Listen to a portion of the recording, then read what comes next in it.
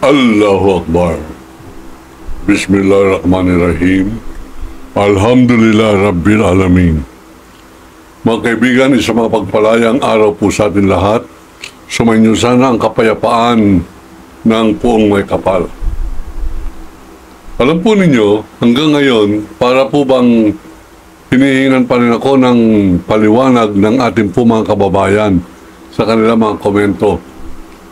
Nandiyan may nagtatanong bakit daw po ako mayroong itak. Ito po hindi itak. Ito po ay Chris. Sa mga Muslim, ay simbolo po yan ng isang royalty. Ako po, hindi nyo po natatanong, ay isang ordained ginawaran ng parangal ng Sultanate of Sulu bilang isang datu o prinsipe ng Sultanate. Ang ibig po sabihin ng Sultanate sa kamusliman, yan po ay kaharian. Yung kaharian ng Sultanate of Sulu, yan po ay mga tausug, at ang sultan po dyan ay si Fuad Kiram. Ganun pa man, meron pong ibang pamilya riyan na Kiram din ang apelido na nag-claim din o maangkin ng trono ng Sultanate. Ngunit sa kabutihan palad, yung pong umaangkin ay binigyan din po ako ng pagkilala bilang isang datu o prinsipe at ginawa po akong ministro or minister, kumbaga sa Muslim, yan po ay Roma Bitsara. Kumbaga po sa Malacanang, yan po ay cabinet member, ginawa pong cabinet member para po sa international affairs, mga pakikipag-ugnayan sa ibang bansa o ibang kaharian o dyan po sa Middle East. Yan po ang simbolo ko ay isang baron. Ang baron mas mataas po sa dato. At ito po ay ginawad sa akin bilang simbolo ng aking otoridad sa loob ng Sultanate of Sulu. Ang Sultanate of Sulu, yan po ang lumang kaharian sa buong Pilipinas noong araw nung wala pa po yung mga Kastila. Sakop po niyan ang buong Luzon, Visayas at Mindanao, yan Luz Biminda. Bagamat nung araw, wala pa pong pangalan Pilipinas. Tayo po ay sinakop. Ang ating pong mga lolo ay ginawang alipin ng mga Kastila. Pagkatapos pinagbili tayo sa mga Amerikano, binili tayo sa Amerikano noong 1589. At naging boss natin. Ang umalipin naman sa atin, bumusabos ay mga Amerikano. Hanggang 1941, nung sinalakay po ng mga Hapon ng Amerika, nadamay po tayo sapagkat tayo po ay Commonwealth ng Amerika nung araw. Mga Amerikano po tayo nung araw na Brown Americans kung tawagin.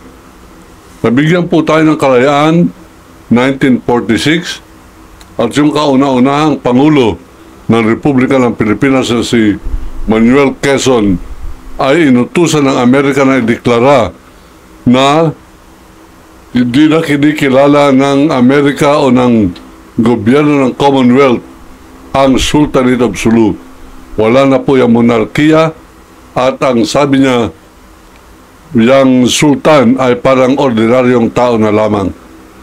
Bueno, sa mga Muslim, hindi nila kinikilala yung mga ganyang kautusan ng banyaga. Yan po ay kautusan ng banyaga. Ganun pa man, pinapaliwanag ko po ito sapagkat hanggang ngayon, may mga nagko-komento sa akin na para daw po ako may topak, bakit po ako merong itak. Ito po ay hindi itak, ito po ay Chris. Ito po ay simbolo ng aking hindi pagsang-ayon sa pananakop ng mga inchik at pagtagpas ko ng liig ng lahat ng Pilipino na magnanakaw sa kapwa Pilipino. Simbolo po yan ng ating paninindigan. Allahu Akbar. Medyo mataas po tayo. Tumama dito sa taas. Meron naman po nagsabi, bakit daw ang banderang dala ko ay Chinese? Bakit daw para kung kinakampanya ang mga inchik na pa rin ni Duterte? Hindi po. Kaya ko po dala ito, bandera na ito. Ito po ay sa gitna ng traffic. Nakalagay Philippines not for sale ng Buendia harap ng Chinese Embassy. Sinunog ko po yan. Sinusunog ko yung bandera sa harap ng Chinese Embassy. At upang masunog, kinakailangan hawakan ko. Kung hindi, nandun po yan sa lupa. Yan ang dahilan. Yan po yung pinapaliwanag ko sapagkat sa mga nagkukomento, sa likuran mo, ang ganda ng bandera, pero ang bandera pala na inchik. Ito po yung bandera na inchik, pinagmamalaki ko na sinusunog ko sa harap ng embahada ng China. Ito po yung nadyaryo sa maraming lugar sa mundo, maliban sa Pilipinas, sapagkat ang Pilipinas takot na takot kay Duterte at ang Duterte ay masyado pong dumadakila sa mga komunistang inchik. Ngayon, ito po naman, nakadipa ako dito, hinihintay ko yung pagsipot ni Mayor Basti Duterte sapagkat hinamon ko po siya ng duelo noong November 10, 2024 sapagkat meron siya mga sinasabing pag nakabalik sila sa Malacanang sa November sa 2028 ay bobombahin niya raw ang Ilocos Norte sapagkat marami raw droga dyan at maraming NPA. Ay nag-react po ako nung araw doon po sa aking radio program. At nabalitaan ko na binabantaan ako ni Basti Duterte na huwag akong tutungtong sa Davao at kung hindi papatayin niya ako. Hindi naman po ako pupunta roon ng basta-basta.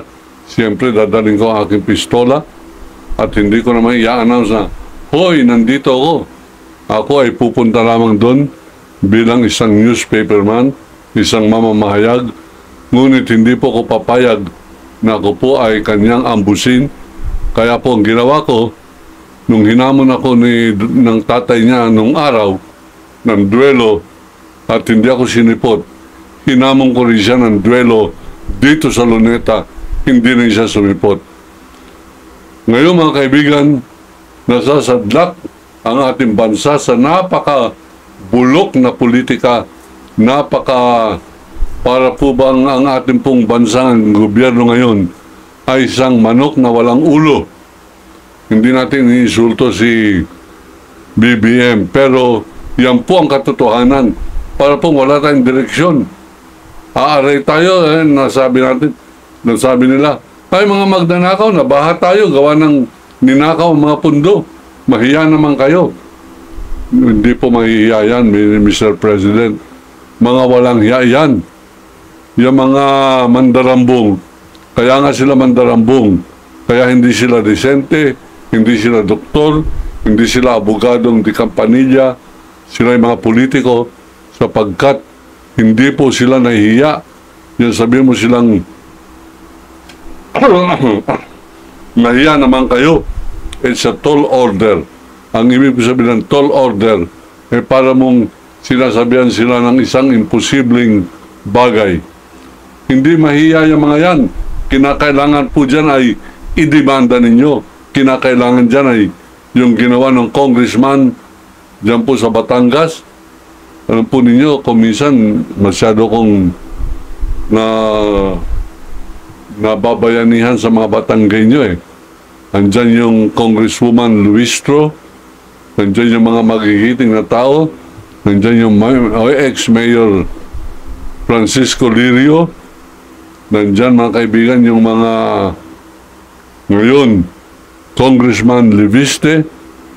Abay, pinuntahan siya sa Batangas habang siya ay nag-iimbestiga o sa gitna ng kanyang investigasyon ng anomalya tungkol sa mga Public Works, Department of Public Works and Highways na nag-umpisa pa yung anomalya na yan panahon ni Mark Villar, yung Secretary of Department of Public Works and Highways ni Rodrigo Roa Bulok Duterte.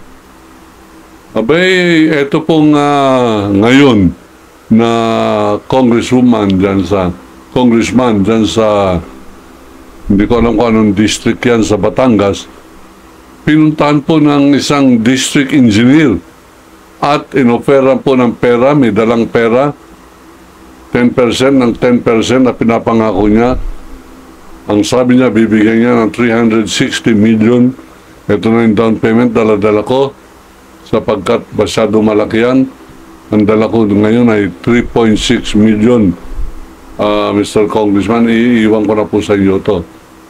Ang ginawa po nitong congressman, anak po ito ni Senator Loren Legarda.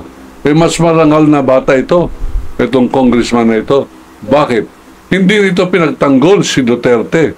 Yung kanyang nanay, nagtanggol kay Sara Duterte sa pagboto ng anti-impeachment sa kautusan ng isang corrupt na Senate President na pangalan, Chis Escudero. Ito, sa kanyang sarili, in his own volition, mga kaibigan, nag-imbestiga po siya tungkol sa anomalya ng Department of Public Works and Highways. Mas masahol pala yan sa Bureau of Customs, mas masahol kaysa sa Bureau of Immigration o BIR, mas masahol pa yan sa holdupper, mas masahol pa yan sa droga, sapagkat bilyones ng pera ng bayan ang ginagastos, ang hinuhut-hut, ang ninanakaw ng magkasabwat ang mga politiko at mga district engineer.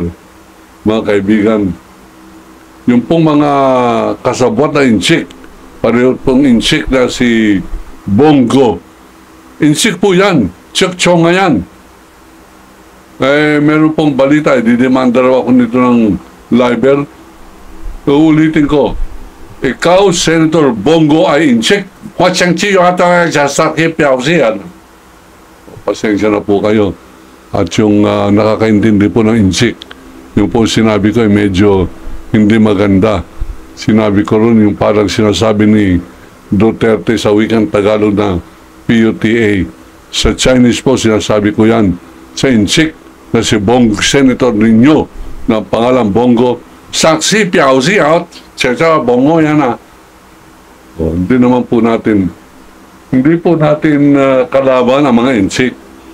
Ang mga inchik na kalaban ko po ay yung pong mga komunistang inchik, yung komunistang inchik na sumasakop po dyan sa West Philippine Sea at pumapasok po sa ating kalupaan at nagkukunwari mga investor, nagkukunwari mga pogo workers, at ako po hinihingan ng paliwanag ng ating po mga kababayan.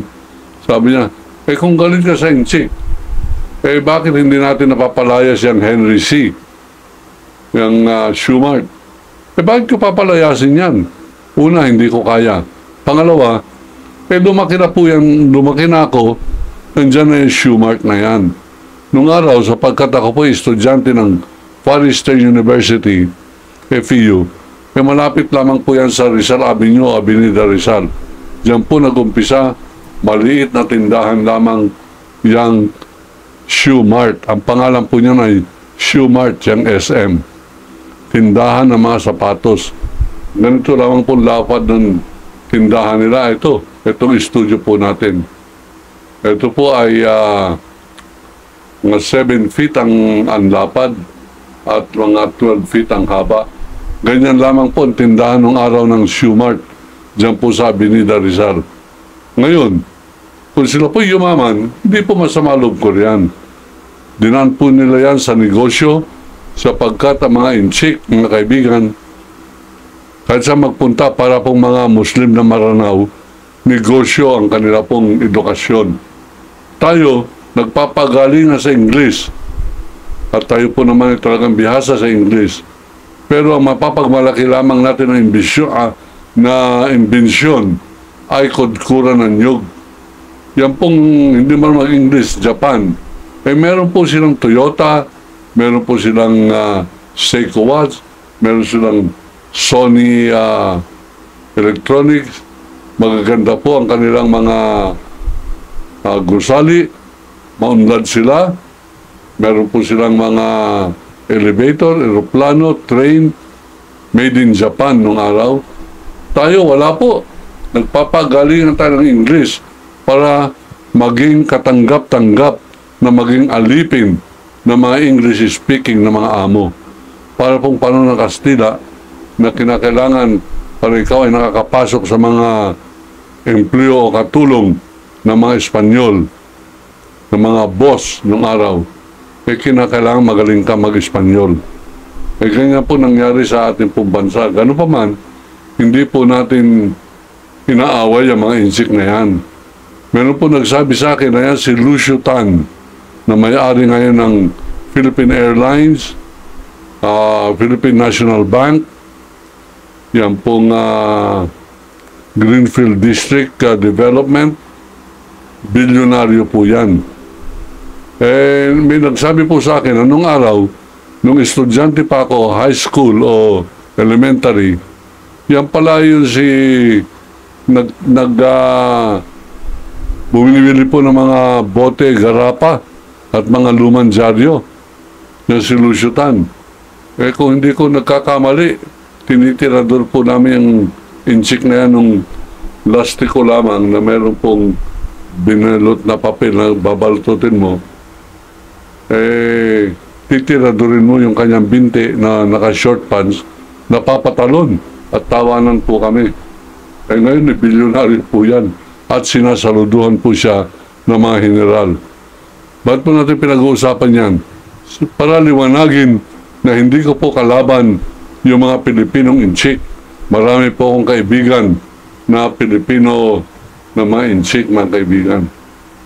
At ako po ay paborito nilang kaibigan sapagkat hindi ko po sila kinakalaban. Bagamat alam nila na nagsisilakbo ang aking damdamin sa tuwing pinag-uusapan yung mga inchik na ginagawang amo ni Rodrigo Roa Duterte at ni Sara Duterte.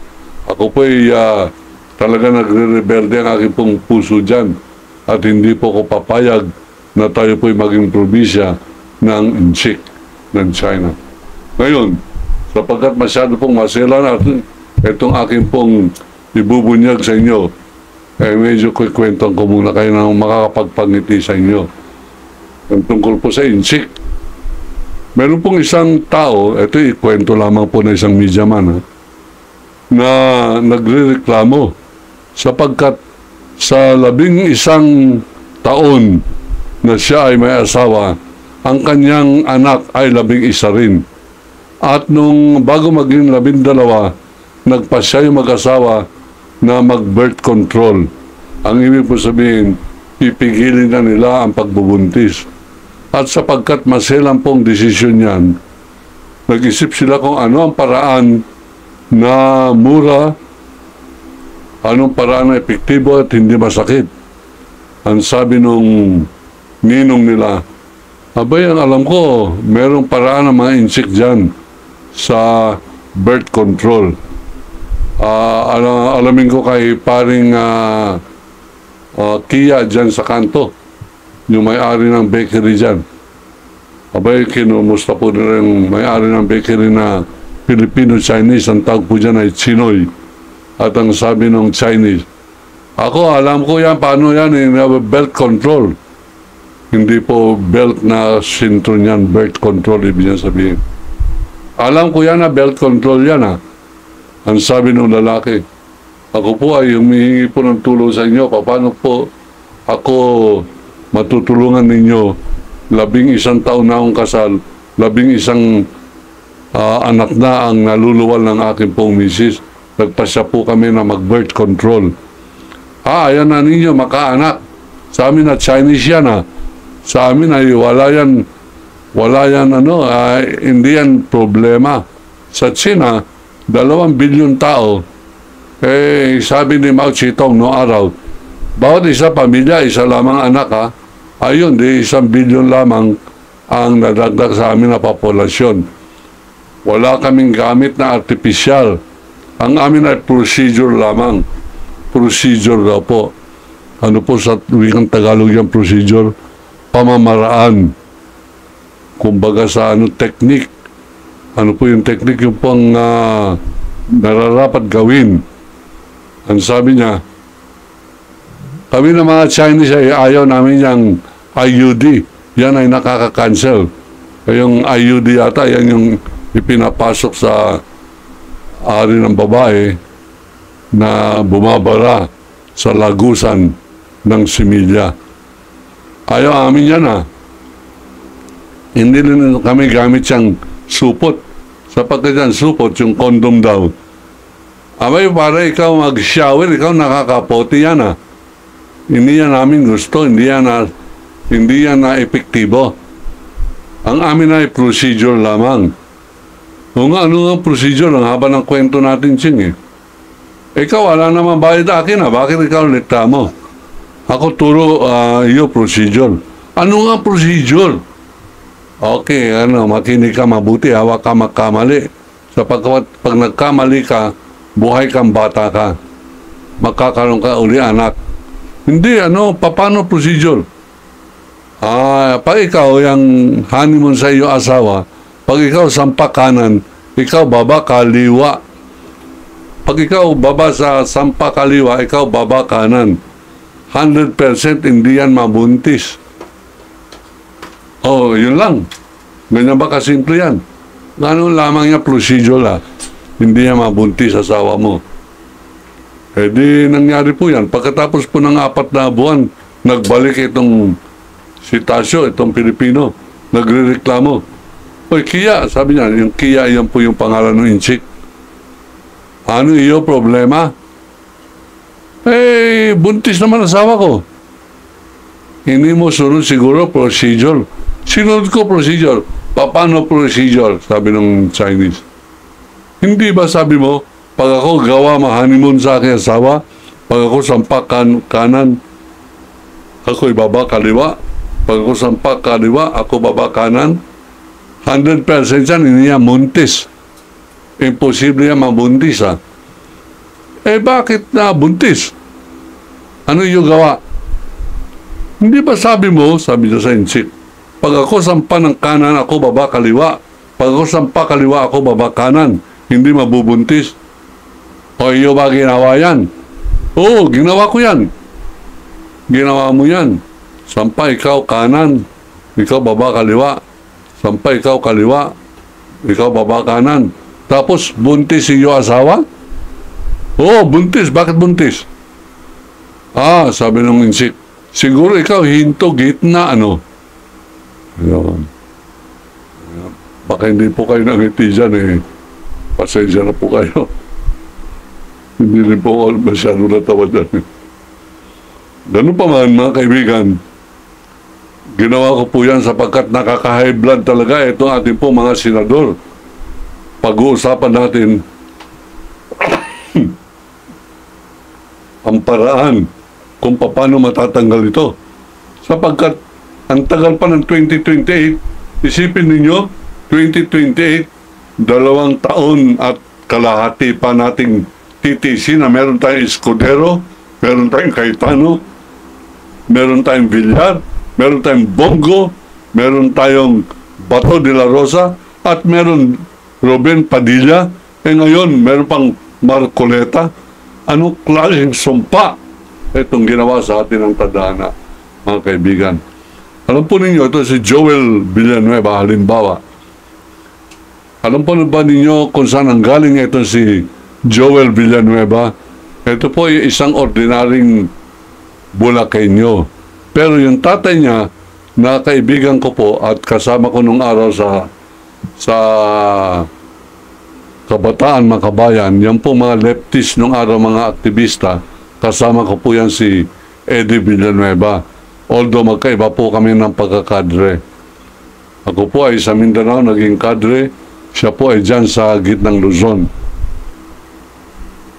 Ngunit malaunan, siya po ay naging pastor na discovery niya kung paano kikita ng pera sa pamamagitan ng kanyang kagalingan magsalita.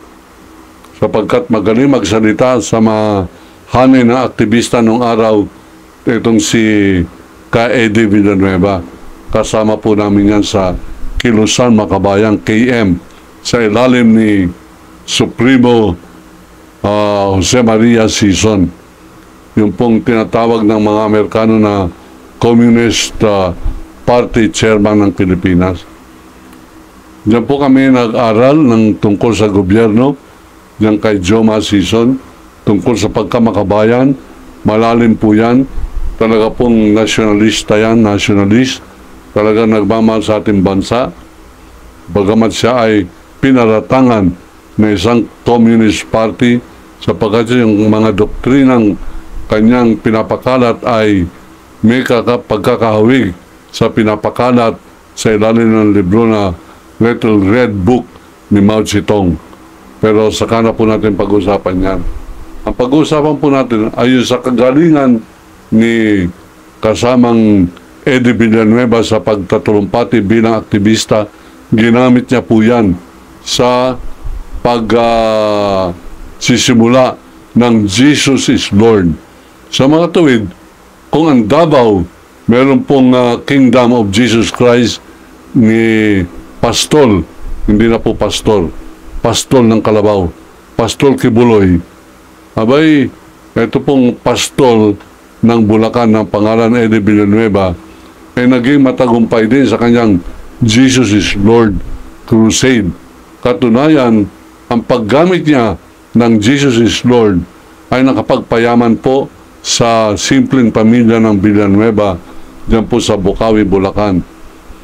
At nakapag-aral itong si Joel Villanueva sa pamamagitan ng kontribusyon ng mga naniniwala sa Jesus is Lord religion or sekta ng relihiyon. At dahil po dyan, abay, naging malaki po ang kanilang grupo. At dahil sa malaking kanilang grupo at aktivista naman talaga itong si Eddie Villanueva, binuo po nila yung CBAC, yung Citizens Battle Against Corruption. Giyera ng mamamayan laban sa katiwalian, CBAC Party List. At ito po sumikat. Meron po silang TV station, Channel 11 nung araw, at sumikat po yung CBAC hanggang naging congressman itong si Eddie Villanueva. At nung siya po ay hindi naman sumisikat sa Kongreso at gusto niya pagpatuloy yung Jesus is Lord, kapagkat lumalaki po yung Jesus is Lord bilang relihiyon, nagkaroon na po sila ng building, gumanda na kanilang buhay at bahay sa Bulacan, nagkaroon po sila ng building sa Hong Kong. Nakita ko po yung building na yan, ang laki po ng karatula, Jesus is Lord. Ang naging nominee sa CBAC o ito pong grupo ng Jesus is Lord para lumaban ng katiwalian, laban sa katiwalian, naging congressman itong si Joel Villanueva. Bakit po natin binibigyan ng background check ito? Sapagkat lumalabas na itong si Joel Villanueva ay isang korap na senador, isang pasimuno ng laban sa mga lumalaban sa korupsyon. Yan ay taga-suporta, taga-pagtanggol ni Sara Duterte sa impeachment, ang pangalan Joel Villanueva. Balita ko nagplano sila magdemanda sa akin. Inuulit ko, magdemanda ka silang. Ngayon, magdemanda ka, lalo kung didiinan na itong aking expose laban sa inyo. Alam po ba ninyo na ito si Joel Villanueva, meron po tayong ebidensya na kaibigan niya, bata niya, yung district engineer ng Bulacan, na naging pasimuno ng napakalaking kurakutan o pagnanakaw sa DPWH funds hinggil sa flood control. Abay, nakita ko po yung audio-visual picture na ini-endorse niya. And our friend will be the next speaker of the program, District Engineer Henry Alcantara. Henry Alcantara, District Engineer ng Bulacan. Siya po ang nabigyan ng napakalaking pundo, bilyones na pundo, mga kaibigan.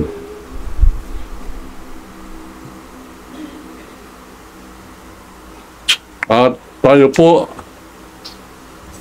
ay nagsasabing peke itong pagka-Sibak Crusader ni Joel Villanueva, sapagkat sa ngayon nasa sentro siya ng isang napakalaking corruption issue dyan po sa Bulacan.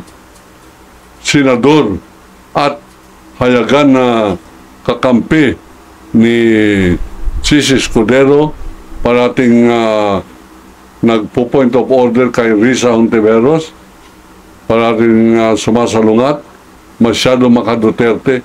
Hindi ko maintindihan kung ikaw ay naniniwala sa Diyos, naniniwala ka kay Jesucristo, paano ka magiging Duterte? Paano mo mapapagtanggol ang Duterte na nagmumura kay Jesus Christ at sa may kapal?